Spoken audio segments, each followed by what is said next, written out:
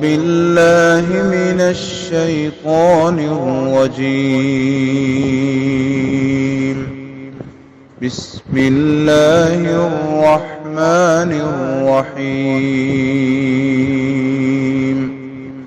السلام علیکم ورحمۃ اللہ وبرکاتہ۔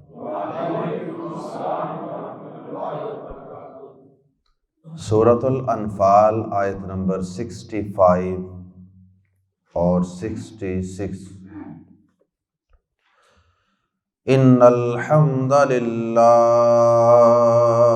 والصلاة والسلام علی رسول اللہ اما بعد۔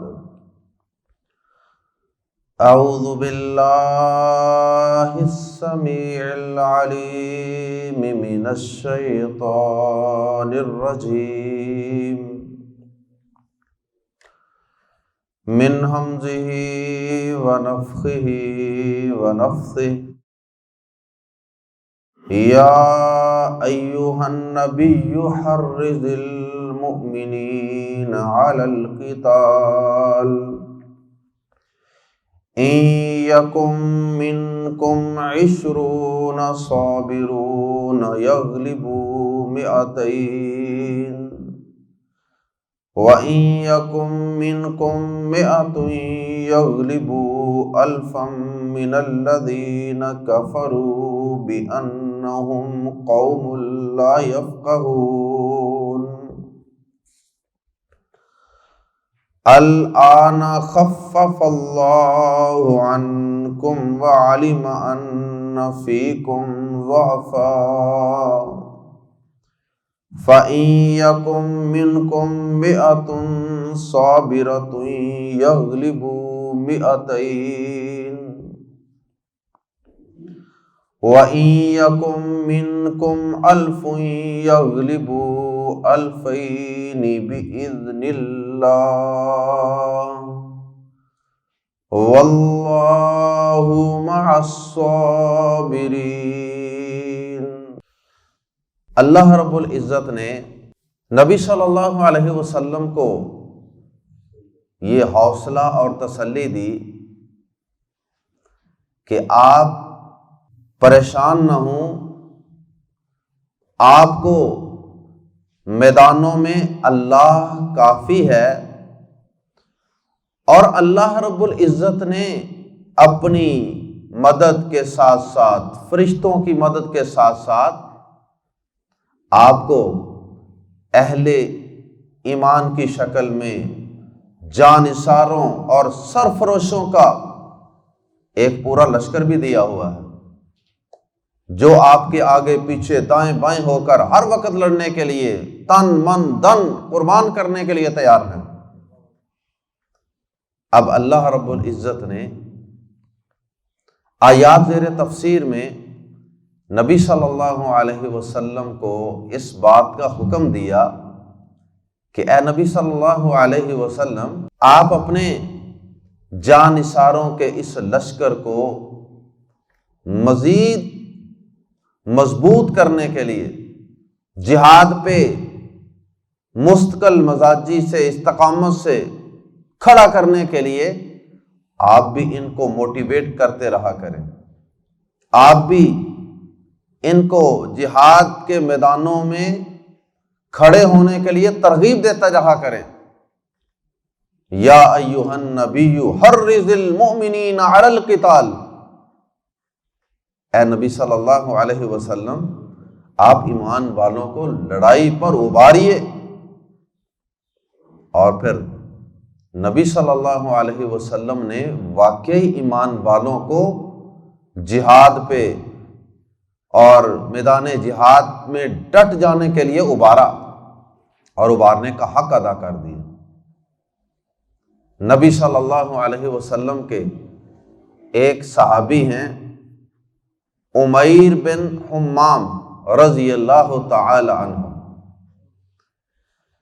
وہ ایک دفعہ نبی صلی اللہ علیہ وسلم صحابہ کو جہاد کے لیے ابھار رہے تھے۔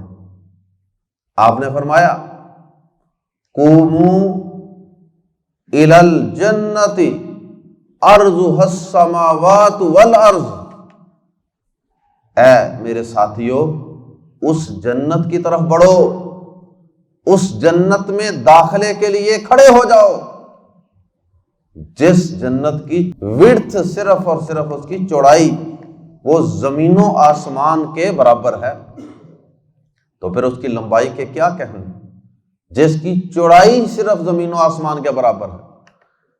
اور پھر نبی صلی اللہ علیہ وسلم کے وہ صحابی اس خوشخبری پر خوش بھی ہوئے اور تھوڑا سا حیرت کا اظہار بھی کیا، کہنے لگے کہ اچھا صرف چوڑائی زمین و آسمان کے برابر ہے اس جنت کی؟ آپ نے فرمایا ہاں۔ پھر نبی صلی اللہ علیہ وسلم نے پوچھا کہ تمہیں اس بات پہ اتنی زیادہ حیرت کیوں ہوئی؟ انہوں نے کہا اللہ کے نبی صلی اللہ علیہ وسلم اصل میں یہ چاہتا ہوں کہ اللہ پاک مجھے بھی اس جنت کے حقداروں میں شامل فرما لے۔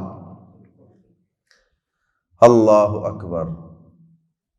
نبی صلی اللہ علیہ وسلم نے ان کا جذبہ ایمانی دیکھ کر فرمایا فَإِنَّكَ مِنْ أَهْلِهَا، اے عمیر تو جنت والوں میں سے ہی ہے، خوشخبری دے دی۔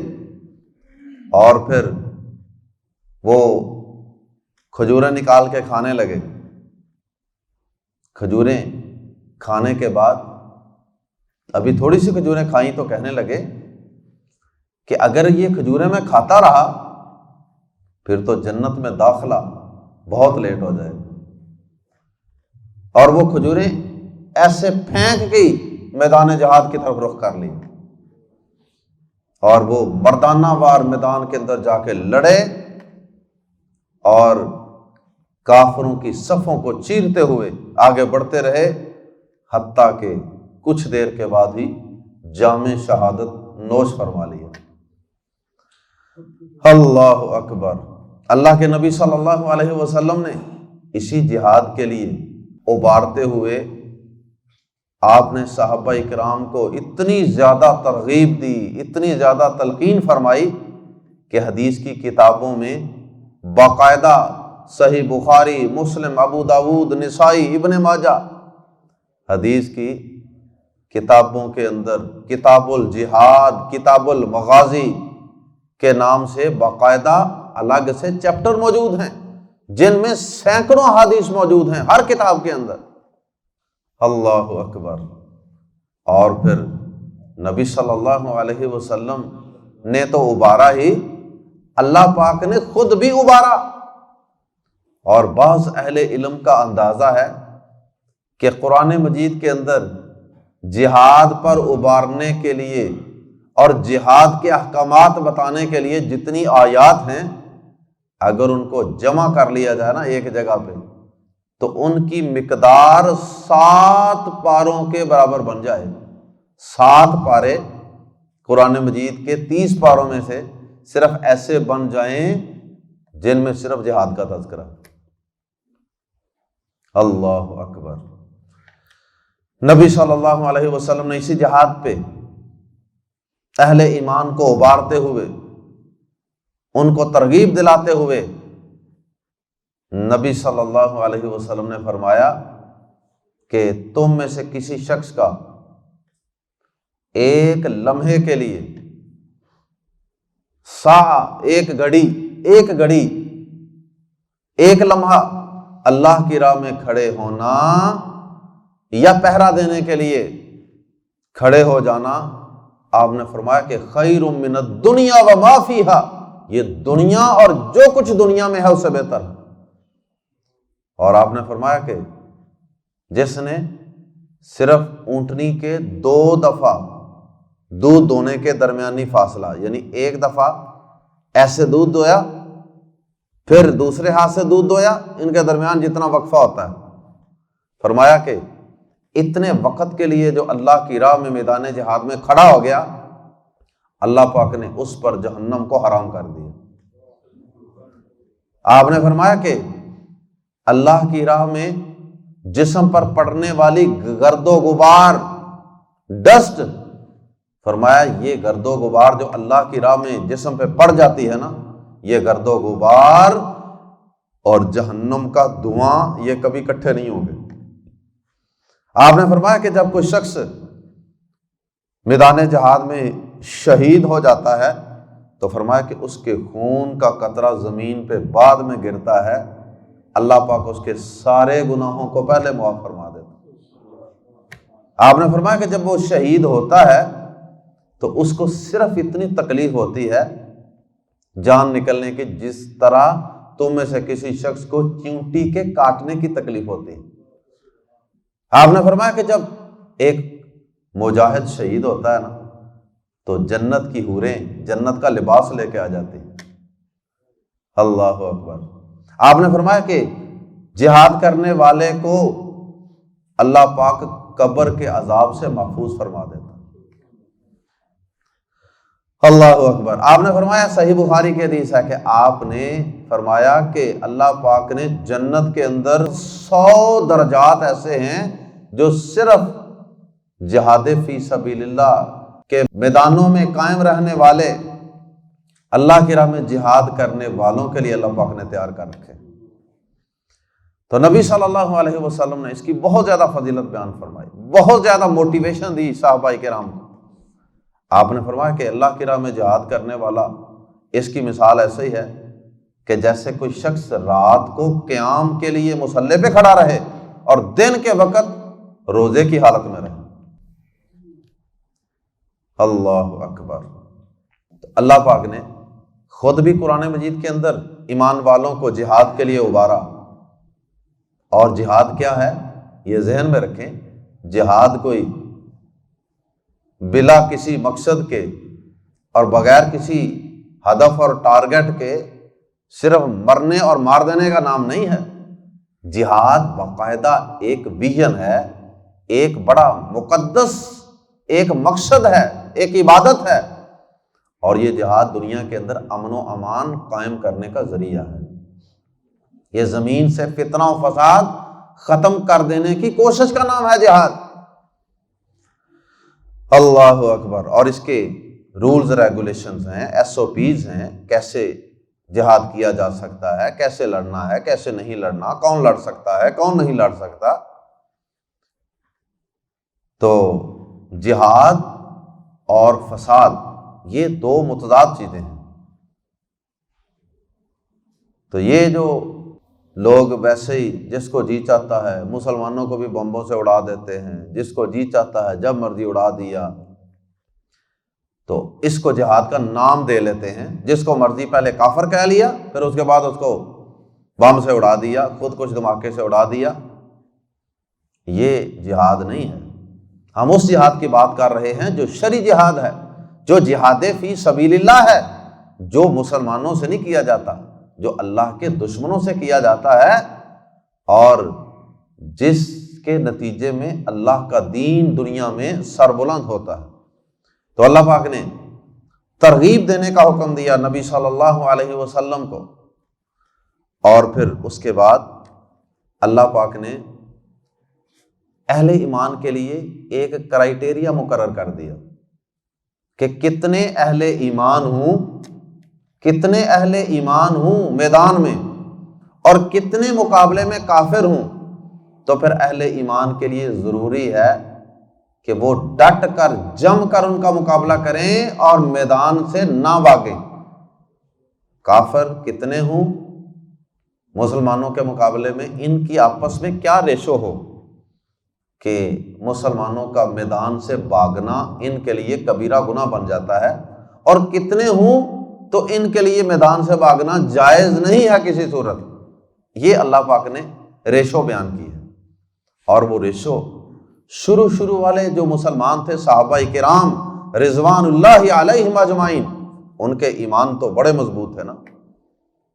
آپ نے فرمایا تھا نا کہ تم میں سے کوئی شخص اگر احد پہاڑ کے برابر اللہ کی راہ میں سونا خرچ کر دے، اور میرا صحابی اللہ کی راہ میں ایک بک چیز خرچ کر دے، تھوڑی سی کوئی چیز اللہ کی راہ میں خرچ کر دے، تو فرمایا کہ یہ احد کے برابر سونا خرچ کرنے والا میرے صحابی کے اس تھوڑے سے مال یا غلے کو خرچ کرنے کا مقابلہ نہیں کر سکتا۔ تو وہ صحابہ کرام، وہ انصار و مہاجرین، وہ جانثار، وہ السابقون الاولون، وہ نبی صلی اللہ علیہ وسلم کے دین کا ہراول دستہ، ان کا مقابلہ تو نہیں ہم کر سکتے بعد والے لوگ۔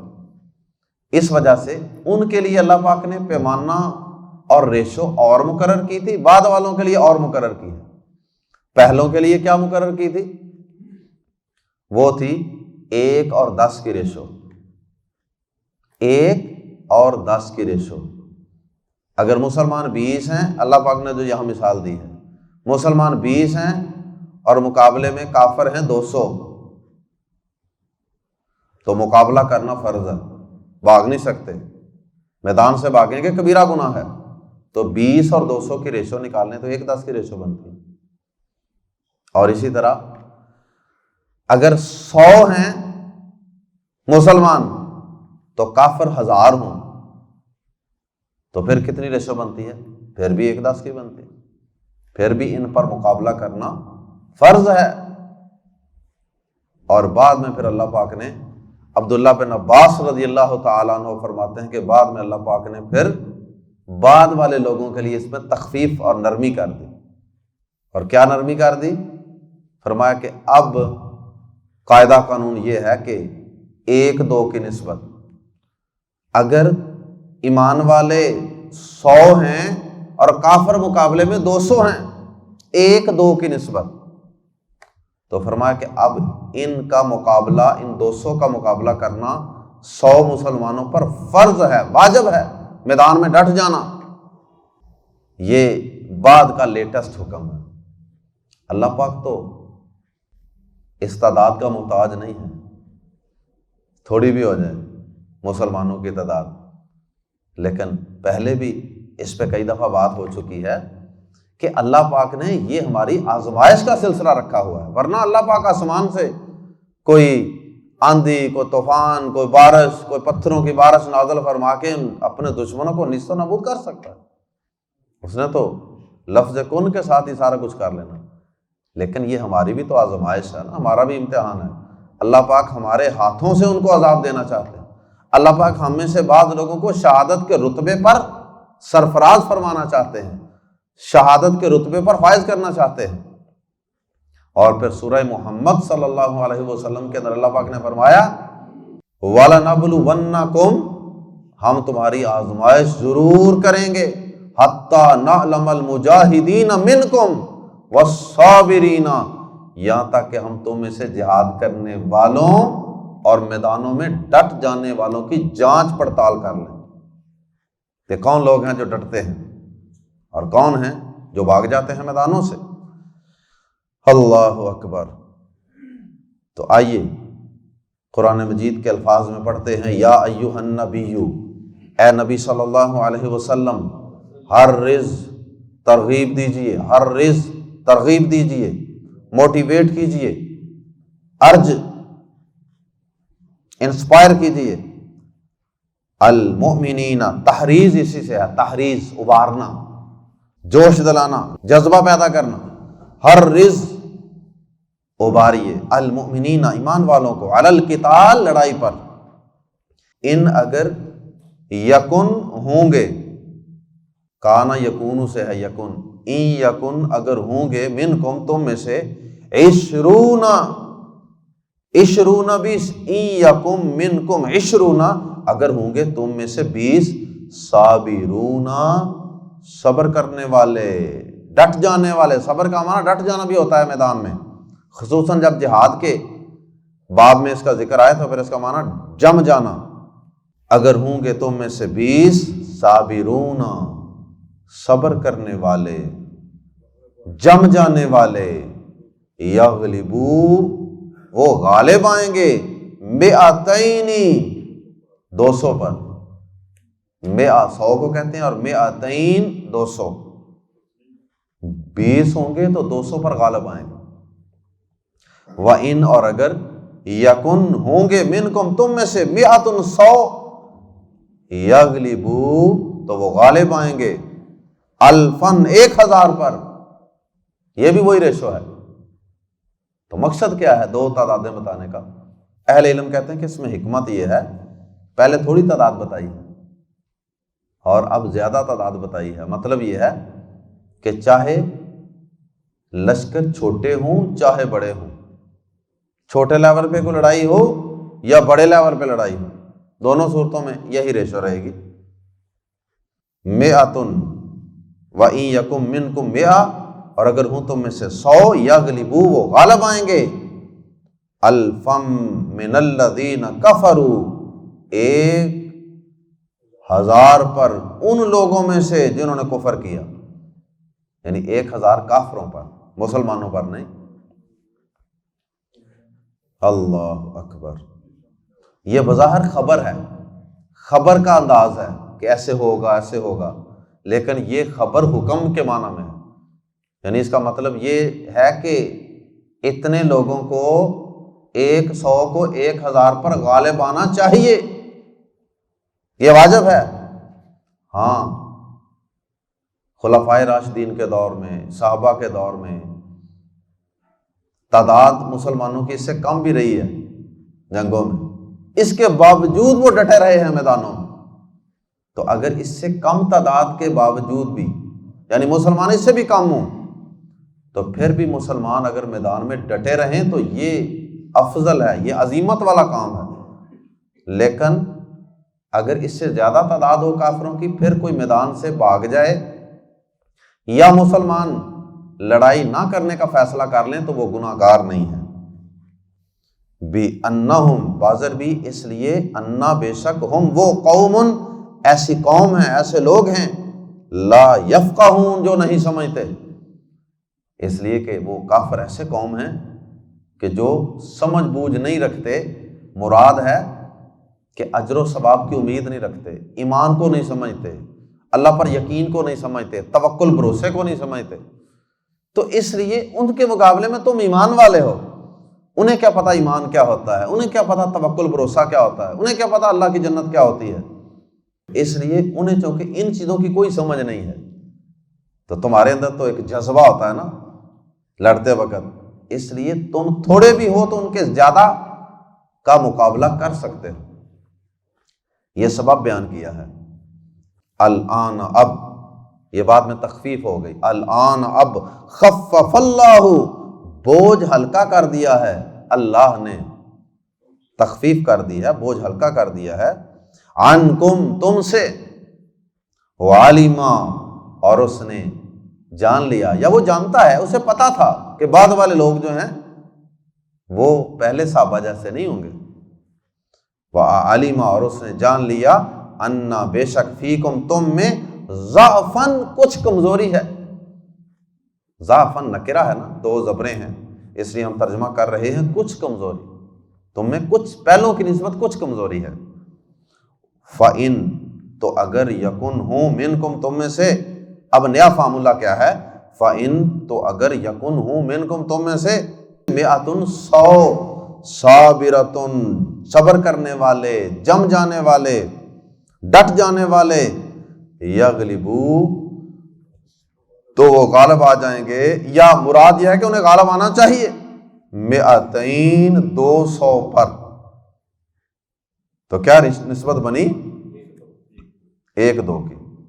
وَإِن یکن، اور اگر ہوں، منکم، تم میں سے، 1000، 1000، یغلبوا، تو وہ غالب آئیں، یعنی انہیں غالب آنا چاہیے، انہیں مقابلہ کرنا چاہیے، 2000، 2000 کا، یہ بھی 1-2 کی نسبت ہے۔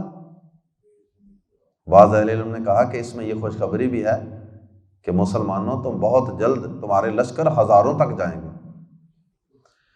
بِإِذْنِ اللَّهِ، اللہ کے حکم سے، واللہ، اور اللہ، مع الصابرین، صبر کرنے والوں کے ساتھ ہے۔ اللہ کی مدد ڈٹ جانے، میدانوں میں ڈٹ جانے والوں کے ساتھ ہے۔ اللہ ہم سب کو سمجھنے اور عمل کرنے کی توفیق عطا فرمائے۔ سبحانک اللہم و بحمدک، اشہد ان لا الہ الا انت، استغفرک و اتوب الیک۔